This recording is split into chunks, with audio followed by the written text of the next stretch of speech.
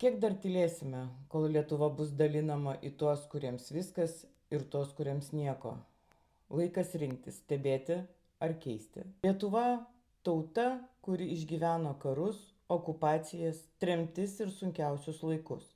Mes visada atsitiesdavome, nes žmonės mokėjo laikytis kartu. Tačiau šiandien mūsų valstybė tyliai ardo kita grėsmė - sisteminis regionų nykimas, lydimas didžiulio skurdo ir gilėjančios socialinės atskirties. Tai nebe pavieniai signalai, tai krizė, kurią per ilgai buvo patogu ignoruoti. Tuštėja kaimai, uždaromos mokyklos, mažėja paslaugų, jaunimas išvyksta. Likę žmonės vis dažniau paliekami vieni, be realių galimybių, be perspektyvos, be valstybės dėmesio. Kai kuriuose Lietuvos vietose skurdas tampa ne laikina būsena, o gyvenimo norma, perduodama iš kartos į kartą. Ir būtent tuo metu sprendžiama, kaip bus paskirstyti milijardai ES paramos. Balandžio 20 dieną prezidentas Gitanas Nausėda surengė susitikimą dėl žemės ūkio politikos ir būsimos ES paramos. Tai turėjo būti pokalbis apie visos Lietuvos ateitį. Tačiau tai, kas įvyko, labiau primena uždarą sprendimų priėmimą siaurame rate. Į Žemės ūkio rūmų vos 3 atstovai, iš stambiausių žemvaldžių interesus atstovaujančių struktūrų net 5. Ir tai nėra atsitiktinumas, tai signalas, kam iš tiesų suteikiamas balsas. Nebuvo mokslo atstovų, nebuvo aplinkosaugos, nebuvo smulkaus verslo ir vidutinio verslo, nebuvo bendruomenių lyderių, nebuvo savivaldybių iš tų regionų, kurie šiandien nyksta sparčiausiai. Nebuvo tų, kurie kasdien gyvena skurdo ir atskirties sąlygomis. Tai ne detalė, tai problema. Todėl kyla neišvengiamas klausimas, ar tai buvo susitikimas apie Lietuvos ateitį, ar apie įtakos pasidalėjimą.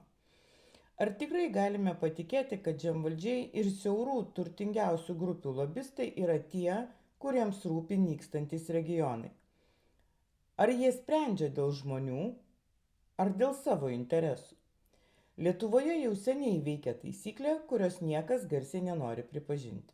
Apie 20% paramos gavėjų pasiima apie 80 procentų visos paramos, o tai yra maždaug 800 milijonų eurų. Ir tai nėra atsitiktinumas, tai sistema. Sistema, kuri koncentruoja pinigus, sistema, kuri didina atskirtį, sistema, kuri palieka regionus likimo valiai. Ir kol ši sistema veikia, bet kokios kalbos apie regionų stiprinimą skamba vis labiau kaip deklaracijos be turinio.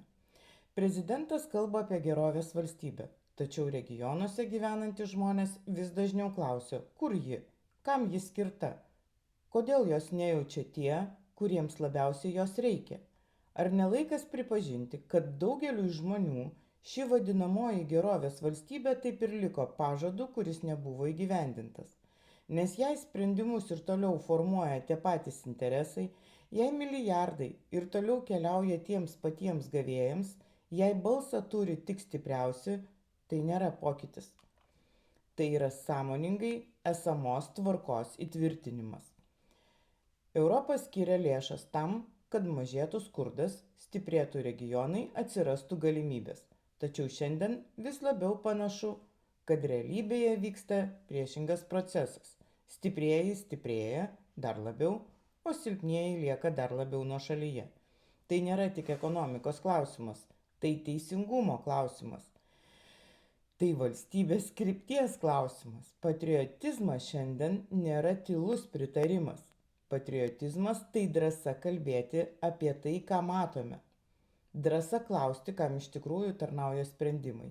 Drąsa nepriimti situacijos kaip normalios, kai ji akivaizdžiai neteisinga. Jeigu šiandien tylėsime, rytoj neturėsime ką ginti.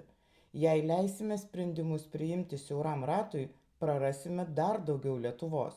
Todėl kalbėkime, kelkime klausimus ir reikalaukime skaidrumo.